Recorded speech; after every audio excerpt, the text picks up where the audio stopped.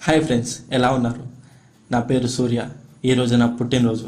పొద్దున్నే లేచా, స్నానం చేశా, అమ్మ చేసిన తీయని లడ్డూలు తినేసి నా ఫ్రెండ్స్తో బయటికి వెళ్ళా. రెస్టారెంట్లో కేక్ కట్ చేసి వాళ్ళందరికీ పార్టీ ఇచ్చా. అందరూ వచ్చారు, కానీ వాడు మాత్రం రాలేదు. వాడే రాముగాడు. మీరు ఎప్పుడైనా ఒకరికి హెల్ప్ చేసినప్పుడు అది మీకు ప్రాబ్లంగా మారిందా? అలాంటి సంఘటనే రాముగాడికి జరిగింది. వాడు చాలా మంచివాడు, అమాయకుడు. చదువు తప్ప వాడికి వేరే లోకం లేదు. అలాంటి వాడికి 5 సంవత్సరాల క్రితం జరిగిన ఒక సంఘటన దెబ్బకి వాడి జీవితాన్ని మార్చేసింది. వాడిది మామూలు కథ కాదు, ఒక్క రోజులో జీరో నుంచి హీరో చేసిన కథ. రాము తన బీటెక్ అవ్వగానే వాళ్ళమ్మ చనిపోవడంతో వేరే దేశం వెళ్ళి చదువుకోవాలనుకున్న తన కళను వదిలేసుకొని వాళ్ళ నాన్నకి తోడుగా తన ఊరికి దగ్గరలో ఉన్న ఒక సిటీలో జాబ్ చేస్తున్నాడు. వాడి దరిద్రం ఏంటంటే ఆ టైంలో ఊళ్ళో పరిస్థితులు అస్సలు బాగోలేదు. వయసులో ఉన్న ఆడపిల్లలు మిస్ అవుతున్నారు. పోలీసులు ఎంత వెతికినా ఒక్క క్లూ కూడా దొరకడం లేదు. రాష్ట్రమంతా తెలిసింది ఆ కేసు గురించి. పోలీసుల మీద బాగా ఒత్తిడి పెరిగి పట్టించిన వారికి బహుమతి కూడా ప్రకటించారు. ప్రతిరోజులాగానే ఆ రోజు కూడా ఉంటుందనుకున్నాడు వాడు. తన షిఫ్ట్ కంప్లీట్ చేసుకొని రాత్రి 10 గంటలకు ఇంటికి తిరిగి వస్తున్నప్పుడు రాము అని ఒక పిలుపు. ఎవరా అని తిరిగి చూస్తే తన క్లాస్మేట్ కావ్య. ఏంటి కావ్య, ఇక్కడేం చేస్తున్నావు అని అడగగా, నా షిఫ్ట్ ఈవినింగే కంప్లీట్ అయిపోయింది, కానీ నా బండి స్టార్ట్ అవ్వకపోవడంతో మెకానిక్ షెడ్లో ఇచ్చాను. మెకానిక్ రిపేర్ అవ్వడానికి 1 రోజు టైం పడుతుంది అని చెప్పాడు. ఇక చేసేదేమీ లేక బస్ కోసం చాలాసేపటి నుంచి ఎదురు చూస్తున్నాను అని రాముతో చెప్పింది. రాము కావ్యతో, ఈ టైంలో బస్సులు కానీ ఆటోలు కానీ ఏమీ ఉండవు, నాతో రా, మీ ఇంటి దగ్గర డ్రాప్ చేస్తా అని చెప్తాడు. కావ్య కూడా సరే అని చెప్తుంది. కావ్య తన ఫోన్ స్విచ్ ఆఫ్ అయిందని ఇంట్లో వాళ్ళకి ఫోన్ చేసి లేట్ అవుతుందని చెప్పాలని రాముని ఫోన్ అడగడంతో రాము ఫోన్ ఇస్తాడు. కావ్య వాళ్ళ నాన్నకి ఫోన్ చేసి, నాన్న నేను మా ఫ్రెండ్తోనే వస్తున్నాను, బండి ఆగిపోయింది, రిపేర్కి ఇచ్చాను, రావడానికి 1 అవర్ టైం పడుతుంది అని చెబుతుంది. తర్వాత వాళ్ళు అక్కడ నుండి స్టార్ట్ అవుతారు. దారిలో వెళ్తుండగా రాము బండిలో పెట్రోల్ అయిపోతుందని దగ్గరలో ఉన్న పెట్రోల్ బంక్కి వెళ్తారు. పెట్రోల్ కొట్టించాక వాళ్ళకి టీ షాప్ కనబడుతుంది. టీ తాగి బయలుదేరుదామని కావ్య అంటుంది. వాళ్ళు టీ షాప్ దగ్గరికి వెళ్ళి టీ తాగుతూ మాట్లాడుకుంటారు. మాటల మధ్యలో రాము, కావ్య నీ పెళ్ళెప్పుడు అని అడుగుతాడు. దానికి కావ్య, ఇంట్లో సంబంధాలు చూస్తున్నారని, సెట్ అయితే 2-3 నెలల్లో అయిపోతుందని చెబుతుంది. దానికి రాము, అదేంటి, నువ్వు అర్జున్ కాలేజీ రోజుల నుంచి ప్రేమించుకుంటున్నారు కదా అని అడుగుతాడు. దానికి కావ్య, అదంతా ఒకప్పుడని, మధ్యలో మిస్అండర్స్టాండింగ్ చాలా వచ్చాయని, దానివల్ల విడిపోయామని చెప్తుంది. వాళ్ళు మాట్లాడుతుండగా రాము తలపై ఒకటే దెబ్బ. కళ్ళు మొత్తం మేకంకమ్మాయి. చాలాసేపు తర్వాత లేచి చూస్తే అడవి మధ్యలో వాడికి ఏమీ అర్థం కావట్లేదు. కావ్య తన పక్కన లేకపోవడంతో రాము హడావిడిగా టీ షాప్ దగ్గరికి వెళ్తాడు. కానీ టీ షాప్ క్లోజ్ అయి ఉంటుంది. చుట్టూ అంతా చిమ్మ చీకటి. ఎక్కడికి తీసుకెళ్లారో తెలీదు, ఎవరు తీసుకెళ్లారో తెలీదు. తనని ఎక్కడని వెతకాలి, ఎలా అని వెతకాలి. తనకి ఫోన్ చేద్దామన్న ఫోన్ స్విచ్ ఆఫ్ అయిపోయింది. ఈ విషయం వాళ్ళ నాన్నకి ఎలాగైనా చెప్పాలని జేబులో ఫోన్ చెక్ చేస్తాడు, కానీ ఫోన్ ఉండదు. ఎక్కడో పడిపోయిందని చుట్టుపక్కల మొత్తం వెతుకుతూ ఉంటాడు. ఈలోపు కావ్య వాళ్ళ నాన్న భూపతి ఆ ఏరియా నియోజకవర్గ మినిస్టర్, సమాజంలో గొప్ప పడుకోబడి ఉన్న వ్యక్తి. కావ్య గంటలో వస్తానని చెప్పి 3 గంటలైనా రాకపోవడంతో తన ఫోన్కి వచ్చిన నెంబర్కి మళ్ళీ రిటర్న్ కాల్ చేస్తాడు.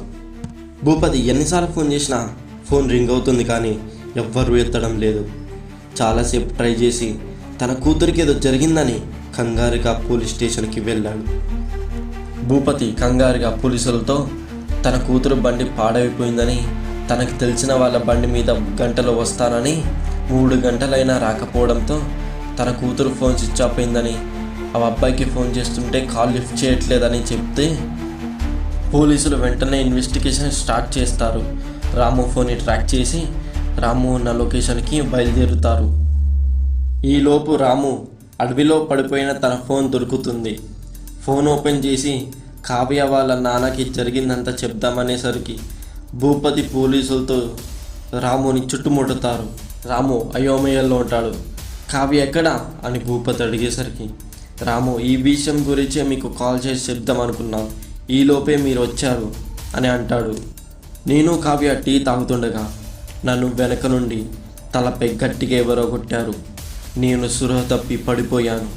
లేచి చూస్తే నేను అడవిలో పడి ఉన్నాను. కావ్య కోసం మొత్తం అంతా వెతికాను, కానీ ఎక్కడా కనబడలేదు.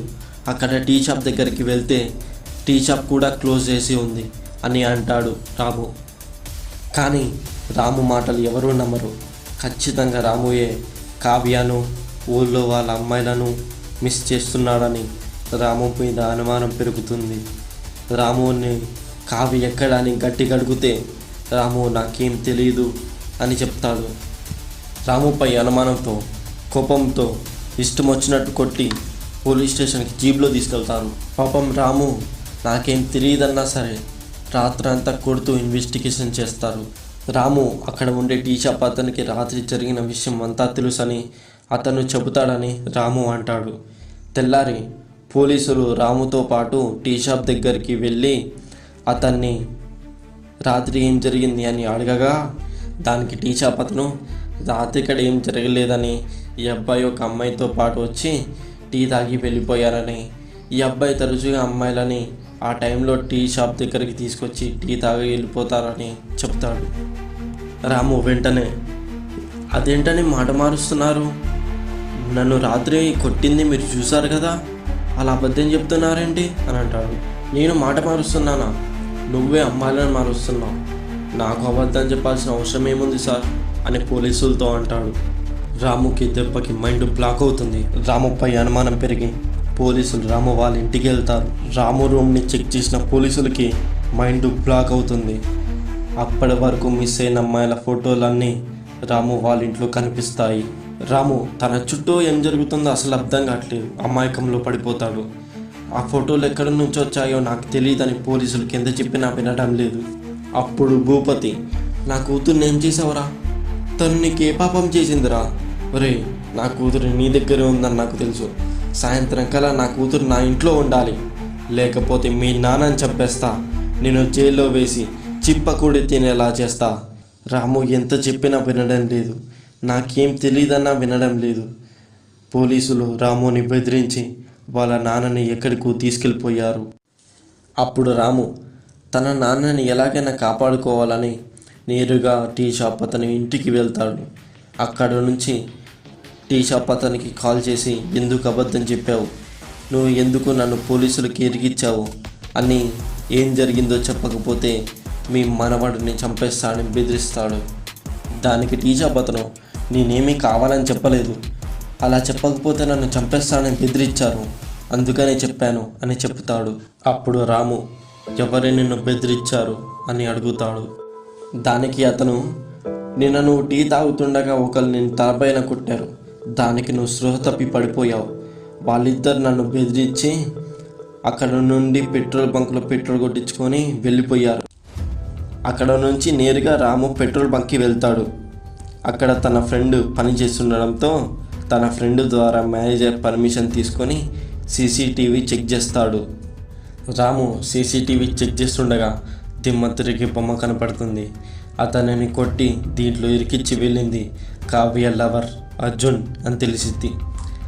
అంటే వాళ్ళిద్దరు కలిసి తనని మోసం చేశారని రాముకి తెలిసిద్ది. అర్జున్ కావ్య కాలేజీ రోజుల నుంచే ప్రేమించుకుంటున్నారు. కావ్య వాళ్ళ నాన్న మంచి సంబంధం వచ్చిందని చెప్పడంతో కావ్య నేను చేసుకుంటే అర్జున్ నేను చేసుకుంటా అని పట్టుపడుతుంది. భూపతి కావ్యతో, నువ్వు అలా చేస్తే నిన్ను చంపి నేను చచ్చిపోతా అని బెదిరిస్తాడు. కావ్యాని ప్రేమించిన అర్జున్ గురించి తెలుసుకున్న భూపతి అర్జున్ దగ్గరికి వెళ్ళి స్టేటస్ లేదని అవమానించి కావ్య జోలికి రావద్దని గుండాలతో కొట్టిపించాడు. అర్జున్ భూపతి కొట్టించిన విషయాన్ని కావ్య దగ్గర దాస్తాడు. రాము తన దగ్గరున్న ప్రూఫ్ని భూపతికి చూపించడంతో భూపతి వాళ్ళ నాన్నని వదిలేస్తాడు. భూపతికి విషయం అంతా తెలిసిపోయి పోలీసులకి అర్జున్ నెంబర్ ఇస్తాడు. కావ్య అర్జున్తో ఇంట్లో పెళ్లి సంబంధాలు చూస్తున్నారని, మనం ఇద్దరం కలిసి ఎక్కడికైనా వెళ్ళిపోదామని చెబుతుంది.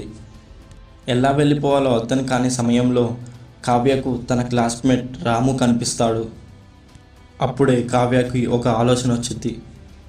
రాము సిటీలో జాబ్ చేస్తున్నాడని, అతను ఎక్కడ ఏ టైంలో ఉంటాడో తెలుసుకోవడానికి సీక్రెట్గా ఫాలో అవుతుంది. కావ్య తన ప్లాన్ అర్జున్కి చెప్తుంది.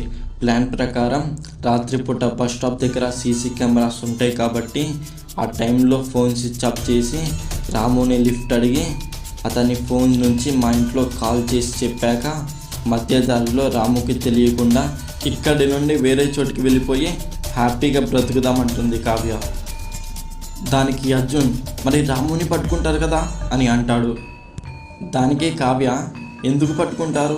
ఆల్రెడీ ఊళ్ళో చాలామంది అమ్మాయిలు మిస్ అవుతున్నారు కాబట్టి ఎవరో సైకో తీసుకువెళ్ళిపోయారని అందరూ అనుకుంటారు.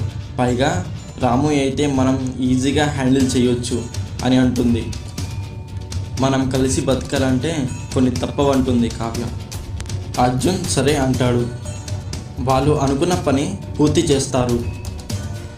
అర్జున్ ప్లాన్ మొత్తం పూర్తి అయ్యాక కావ్యను అడవిలో దూరంగా ఉన్న పాడుబడ్డ గూడెంలోకి తీసుకెళ్తాడు.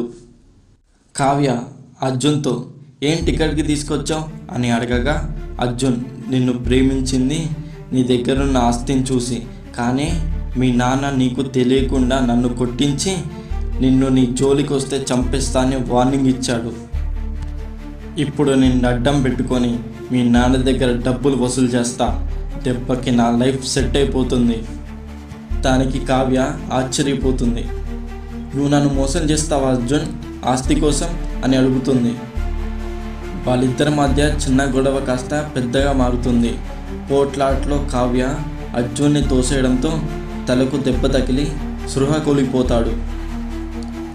కావ్య తన ఫోన్ వెతికి స్విచ్ ఆఫ్లో ఉన్న తన ఫోన్ స్విచ్ ఆన్ చేసి సిగ్నల్ రాకపోవడంతో బయటకి వెళ్ళి రాముకి మెసేజ్ పెడుతుంది.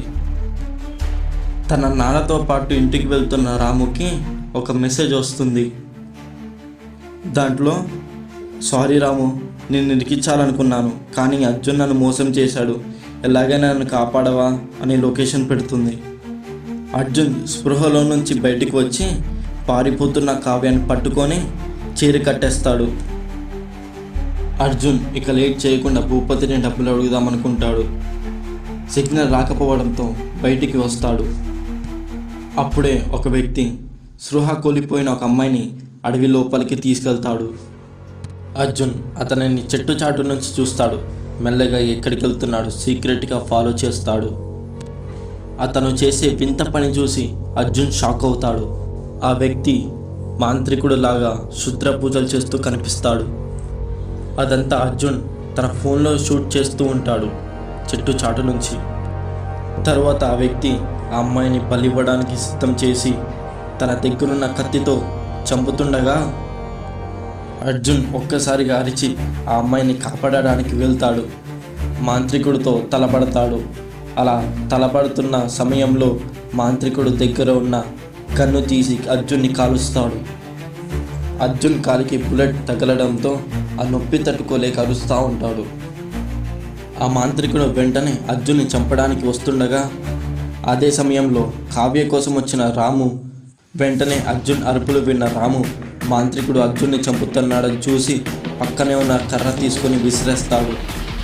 ఆ కర్ర మాంత్రికుడు తలకి తాకి అక్కడికక్కడి పడిపోతాడు.